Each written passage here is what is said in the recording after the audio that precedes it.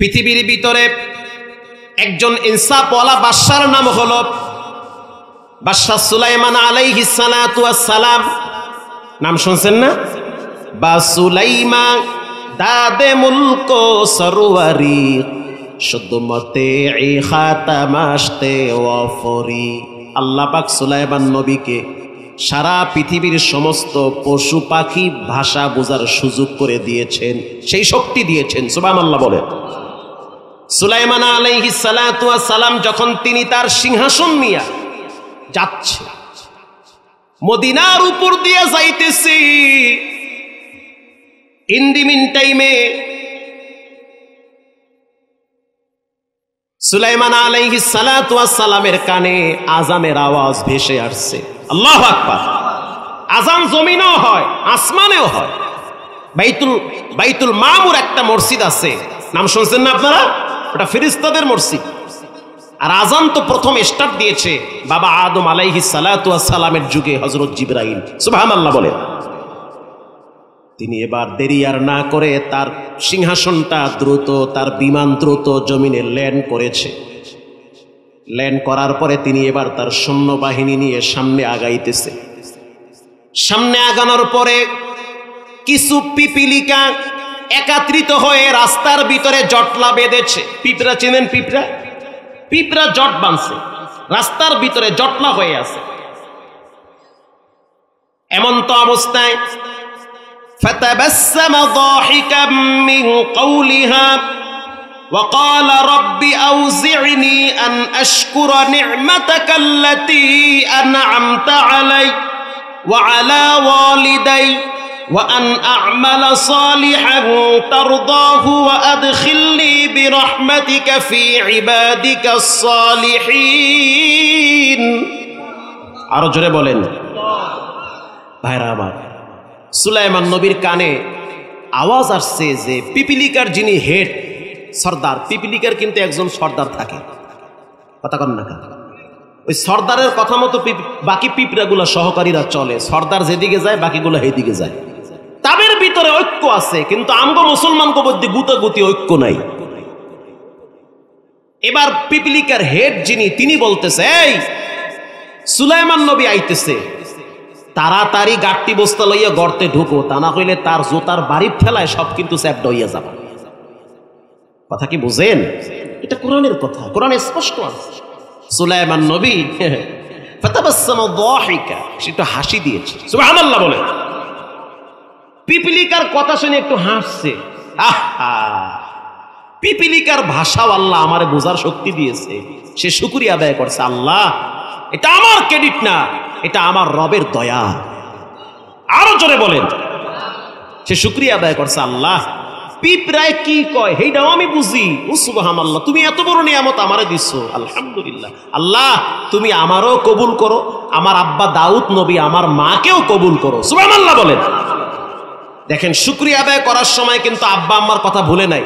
সেখানেও নবী বলে যে আল্লাহ আপনি আমার আব্বা আম্মাকেও মাফ করেন, তাদেরকেও কবুল করেন। সুবহানাল্লাহ বলেন। এবার সুলাইমান পয়গম্বর যখন অনেক দূরে গেলেন, এখানে অনেক লম্বা কাহিনী আছে, বাদ দিলাম। যেটা মূল উদ্দেশ্য বোঝানোর সেটা বলতেছি, কষ্ট হয়। এবার সুলাইমান পয়গম্বর নামাজের জন্য উজুর প্রয়োজন। উজু লাগবে কি লাগবে না? সুলাইমান পয়গম্বর উজু করার পানির দায়িত্ব দিয়েছে হুদহুদ পাখিরে। আপনারা জানেন সুলাইমান পয়গম্বরের মন্ত্রী পরিষদের ভিতরে ঈগল পাখি ছিল মন্ত্রী, হুদহুদ ছিল মন্ত্রী, জিন ছিল মন্ত্রী। সুবহানাল্লাহ বলেন। মানুষও ছিল মন্ত্রী। এই সবার উপরে কর্তৃত্ব করার ক্ষমতা দিয়েছেন কে? আল্লাহ তাআলা দিয়েছেন। এবার বলে আমার পানি লাগবে, পানি দাও। কে পারবে পানি নিয়ে আসতে? পানি মন্ত্রী হুদহুদ বলে আমি পারুম। আল্লাহু আকবার বলে। অথচ মরুভূমি, কোথাও পানি নাই। সুলাইমান পয়গম্বর বলল তাড়াতাড়ি নিয়ে আসো। হুদহুদ এবার নাকটা মাটির সাথে লাগাইছে যে দেখে কোথায় পানি পাওয়া যায়। কারণ হুদহুদকে আল্লাহ এমন একটা শক্তি দিয়েছে, মাটির থেকে 30 কিলোমিটার নিচেও যদি কোথাও পানি থাকে সেটাও হুদহুদের লাডারে ধরা পড়ে যায়। এখানে নাক লাগায় পানি নাই, ওখানে নাক লাগায় পানি নাই, সামনে নাক লাগাইছে পানি পাইছে।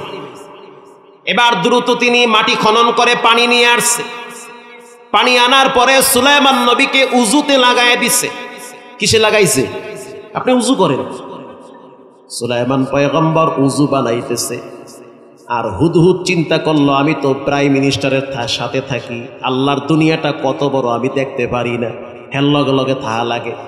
সুলাইমান নবী উজু বানাক, আমি একটু দেখে আসি দুনিয়াটা কত বড়। আল্লাহু আকবার। সে দুনিয়া দেখতে গেছে। সুলাইমান নবী উজু বানানো কমপ্লিট।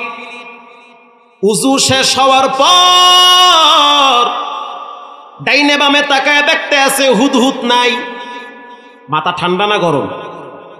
এবার সুলাইমান নবী বলেন, ওয়াতাফাক্কাদাত তায়রা ফাকালা মা লিয়া লা আরাল হুদহুদ আম কানা মিনাল গায়িবিন। আরাল হুদহুদ, আমি কেন হুদহুদকে দেখি না, গেল কোথায়? মা লিয়া লা, আমার কি হলো? আমি একটু সূক্ষ্ম বিষয় আপনাদেরকে বুঝাই। যখন একটা ফ্যামিলিতে গ্যাঞ্জাম লাগে, প্রত্যেকেই যদি মনে করে যে আমার কি হলো, তাহলে কিন্তু দোষগুলা বের হয়ে যায়। তো সুলাইমান নবী নবী হইয়া বলে আমার কি হইল, তার মানে আমার কোনো দোষের কারণে হুদহুদ পালাইছে নাকি? ফ্যাসিস্ট সরকার, জালেম স্বৈরাচার যদি মনে করত আমার কারণে দেশের ভিতরে অশান্তি, তো 15 বছর আগেই পালাইতো। আসতে বলবেন না জোরে বলেন? আমি যদি বলি যে আমার কারণে জনগণের কষ্ট হয়, তো উচিত আমাকে আস্তে করে ইস্তফা দিয়ে চলে যাওয়া। আমার বয়স হয়েছে, কিল্লে গে ফাও ঠেলাঠেলি দরকার, এখন আমি পর্দা করবো, আল্লাহ বিল্লাহ করবো, নামাজ কালাম পড়বো, ঠেলাঠেলির দরকার কি? রাগ করতেছেন? আমি কি যাইতে পারবো না? আবার আটকাই দেবেন রাস্তায়? এই দিন নাই, গাড়িতে গজাল্লা লোয়া রাখছে, আইয়েন সামনে খারাইতে পারবেন না, দূর দিয়ে হয়তো কেউ জারি জুরি মারতে পারবেন। কষ্ট হয় আপনাদের? তো সুলাইমান নবী বলেন মা লিয়ালা, আমার কি হলো? আরাল হুদহুদ, আমি হুদহুদকে কেন দেখি না? এবার সুলাইমান পয়গম্বর ঈগল পাখিরে কয়, তুই কি করো? আমি তো রেডি, আপনি যা বলবেন তাই শুনবো আমি। ঈগল পাখি দেখছেন না? কথা কর না কেন? তো হুদহুদির ঈগল পাখি, তো মন্ত্রী, ওরে সুবহানাল্লাহ, কয় কি? ঈগল তুমি একটা কাজ করো, দেখো হুদহুদ গেছে কোথায়। এবার ঈগল পাখি ক্ষমতা পাওয়ার পরে শরীরে একটা বাবায় পড়ছে, প্রধানমন্ত্রী নিজে পাওয়ার দিছে। ঈগল পাখির শরীরের পশমগুলা দাঁড়ায় গেছে। ঈগল পাখি ঠান্ডা মাথায় না গরম মাথায় দৌড় মারছে উপরে। ঘুরতে ঘুরতে ঘুরতে ঘুরতে অনেক উপরে গেছে। শরীর ঠান্ডা না গরম? পাওয়ার দিছে কেডা? প্রধানমন্ত্রী। জোরে বলেন কে? পাওয়ার পাইলে পাখিরাও গরম হয়ে যায়। পাওয়ার কি জিনিস বোঝেন এবার? এদিকে হুদহুদ যখন অনেক উপরে গেল, তাকায় দেখতেছে হুদহুদের মতো আর এক হুদহুদ দেখা যায়। হুদহুদ যে ঘুরতে গেছে, গিয়ে দেখে ওরে আল্লাহ, এ তো আর এক হুদহুদ। কেউ তুমি করতে আইছো? বলে আমি তো আসছি মুলকে সাবাত থেকে। ও আল্লাহ, মুলকে সাবা আবার কই? এইটা একটা দেশের নাম। এই দেশ চালায় কে? এই দেশ চালায় এক লেডিসে। তুমি কেডা? আমি হুদহুদ। তো তুমি কোন দলের? আমি লেডিসের দলের। সুলাইমান নবীর হুদহুদ কয় যে তোমার এই লেডিসের খবর যদি সুলাইমান নবী জানে, তো লেডিসের জন্ডিস হয়ে যাইবে। আল্লাহু আকবার বলেন। প্রিয় ভাইয়েরা আমার, দুইজনের ভিতরে অনেকক্ষণ গল্প হইছে, হুদহুদ আর ওই হুদহুদ। এদিকে ঈগল পাখি যে গেছে, এটা কিন্তু হুদহুদ জানে না। আমার কথা কি আপনারা বুঝতেছেন? আমি জানি না বুঝতেছেন কিনা। দুইজনে গল্প করতে আছে, মজার গল্প। আমি কি ফাউল কথা বলতেছি? এটা কোরআনে আছে, সূরার নামলে আছে, স্পষ্ট বিশাল বয়ান, সব রাজনীতিক বয়ান। আল্লাহু আকবার। এবার ঈগল পাখি যখন দূর থেকে দেখলো যে হুদহুদ ঠান্ডা মাথায় ব্যাক করতেছে পিছনে, ঈগল পাখি মেজাজ গরম করে পাখা পোকা ডানা ছড়ায় দিয়া হুদহুদের কাছাকাছি গেছে। এবার সুলাইমান নবীর হুদহুদ বলতে আছে, আস্তে আহো, এত গরম দেখাইও না, তোমার ভাবসাব বেশি ভালো না। ঈগল বলতে আছে, ভাব খারাপ আর ভালো পরের কথা, তোমার কিন্তু খবর আছে। এত গরম তুমি দেখাও কা, খবর যে করার হে করবে, তুমি ফাও মাঝখানটা মাছ বাড়ি দেখাও কা। বোঝো না একটু ক্ষমতা পাইছি? কথা কন না কা? একটু তাফসিরে রুহুল মানিতে আসছে, একটু ক্ষমতা পাইছি আমি। ক্ষমতার গরম মানুষকে অন্ধ বানায়, ক্ষমতার গরম মানুষকে জালেম বানায়, ক্ষমতার গরম এক সময় লাঞ্ছিত করে, নিজের রান্না খাওয়া খাইতে দেয় না।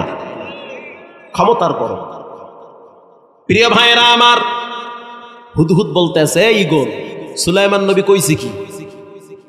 সুলাইমান নবী খুব রাগ করছে। তো কি কইছে?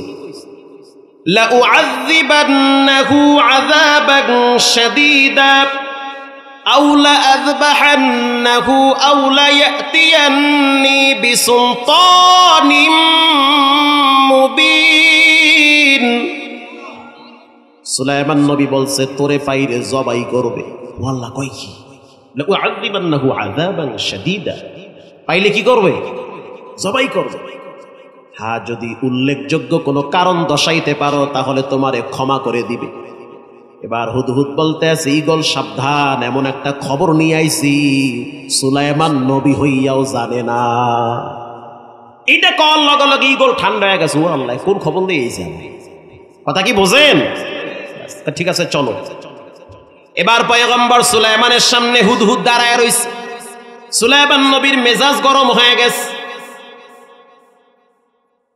মেজাজ যখন গরম হয়ে গেল, মেজাজ গরম হওয়ার পরে সুলাইমান নবী হুদহুদের কান ধইরা টান মারছে। হুদহুদের কি আছে? কথা কন না, কান টান মারছে। যখন টান মারলো তখন কান চরচরাইয়া উঠছে। কান শব্দ হয় না? হুদহুদ তখন কষ্ট পাইছে। তখন হুদহুদ একটা প্রশ্ন করলো, সুলাইমান, আল্লাহর আদালতে দাঁড়াইবার দিনটারে ভয় করেন? আল্লাহু আকবার। আপনি নবী হইতে পারেন, কিন্তু কিয়ামতের ময়দানে সব নবীদেরকে আল্লাহর সামনে দাঁড়াতে হবে। আমি একজন প্রাণী, বাদী বিবাদীর সম্পূর্ণ বাস্তব চিত্র না জেনে কেন আপনি আমার কান ধরে টান দিয়েছেন? বলার সাথে সাথে সুলাইমান নবীর ভয়েতে শরীরে কাঁপুনি শুরু হয়ে গেছে। কানটা ছাইরা দিয়া বলে, আস্তে আস্তে আসো, কিয়ামতের ময়দানে সব নবীরা আল্লাহর ডরে বেহুশ হয়ে থাকবে, একমাত্র মুহাম্মদুর রাসূলুল্লাহ সাল্লাল্লাহু আলাইহি ওয়াসাল্লাম তিনি মাকামে মাহমুদে সিজদায় পড়ে সমস্ত উম্মতের জন্য কাঁদবে। ইয়া হাইয়ুম ইয়া কাইয়ুম, ও চিরঞ্জীব চিরস্থায়ী, আমার উম্মতদেরকে বাঁচান, এগো ধইরেন না, এরা বুঝে না, এগো মাফ করে দেন। প্রিয় ভাইয়েরা আমার, এই আলোচনা করতে থাকলে ফজর হয়ে যাবে, দরকার নাই, বাদ দিলাম। বিশাল ইতিহাস। প্রিয় ভাইয়েরা আমার, এবার আপনারা বলেন সুলাইমান পয়গম্বরের কলিজার ভিতরে একটা পাখি কার ভয় ঢুকাইয়া দিছে? এই ভয়টা অর্জন করেন। ভয় বড় দামি সম্পদ। অন্ধকার রাত্রে যুবক ভাইয়েরা বসে বসে মোবাইলের দিকে তাকায়া তাকায়া কি দেখেন? পৃথিবীর কেউ না দেখলো একজন দেখেন, তিনি হলেন কে? তুমি আমি রাত জেগে জেগে দরজা জানলা লাগাইয়া পাপ করি, আসরের নামাজ পড়েন নাই, মাগরিবও পড়েন নাই, এশাও পড়েন নাই, ফজরও পড়বেন না, অথচ রাতের 2-3 ঘন্টা কানে হেডফোন লাগাইয়া নাফরমানিতে লিপ্ত হয়ে আছে। নর্তকীদের সামনে তাকায়া রইছে, বেগানার সাথে কথা বলতেছেন। আর আপনার রব আপনারে এত ভালোবাসে, জানলার দরজার ফাঁক দিয়া অক্সিজেন পাঠাইয়া আপনাকে আপনার রব বাঁচায়া রাখে।